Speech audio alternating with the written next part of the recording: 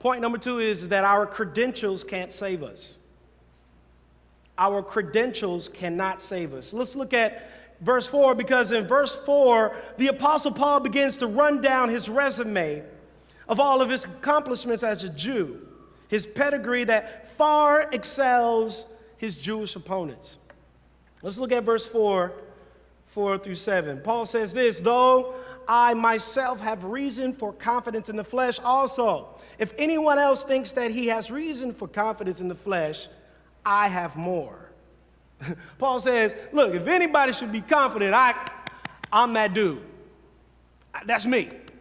I can be confident. He says, circumcised on the 8th day of the people of Israel, of the tribe of Benjamin, a Hebrew of Hebrews, as to the law, a Pharisee, as to zeal, a persecutor to the church, as to righteousness under the law, blameless. But whatever gain I had, I counted the loss for the sake of Christ. Let's break this down a little bit. Circumcised, one, he was circumcised on the 8th day. A Jew who was circumcised on the 8th day, it was kind of like this badge, this seal of elitism.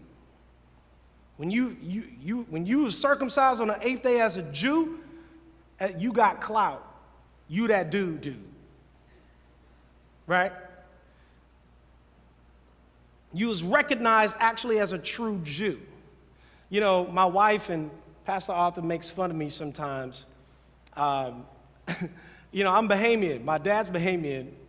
But, I try to speak a little Bahamian, but they make fun of me. They're like, bro, you're not Bahamian, bro.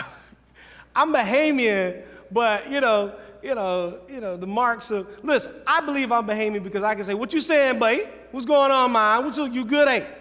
See, that was pretty good, wasn't it? That was pretty good. Look, I'm Bahamian, okay?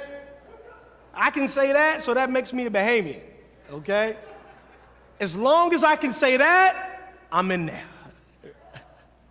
All I got to say, what you saying, babe? Everything good, ain't? That's.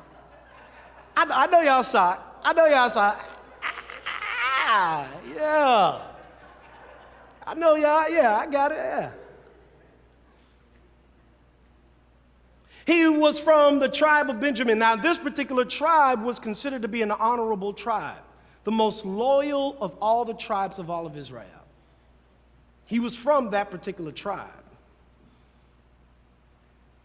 He was a Hebrew of Hebrews. He was born, both of his parents were Hebrews. Both. He was, full-bred, just Hebrew, like Jew. Like Jew. Like Paul is like really bringing this home. He's like, let me tell y'all something. This is authentic right here. Right? He was a Pharisee, a legalistic fundamentalist, right?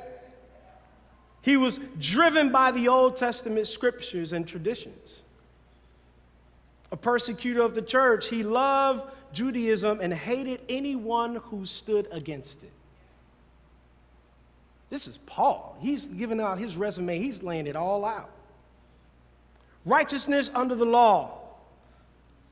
Persecutor of the church, righteousness under the law. Paul outwardly was committed to the law so that no one could say that he violated the law. It wasn't the sense of he was perfect, but it was in the sense that he was so dedicated to the law that no one could say, Paul, listen, you're out of line. Paul was just that committed.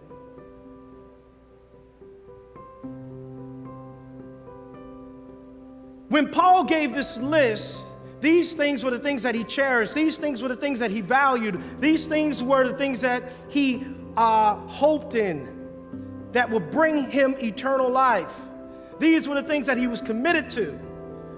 But when Paul came face to face to Jesus, when Paul encountered the gospel, he saw that this very thing that he accomplished, he looked at it as a lost. He realized that these things can't save him. He realized that only Christ, Only eternal life is in Jesus Christ.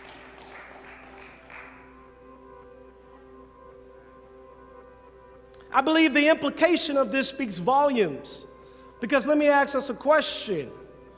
How deep has the gospel impacted us and transformed our lives in such a way that we are willing to undermine and forsake our own ambitions and success for the sake of Christ? It's all about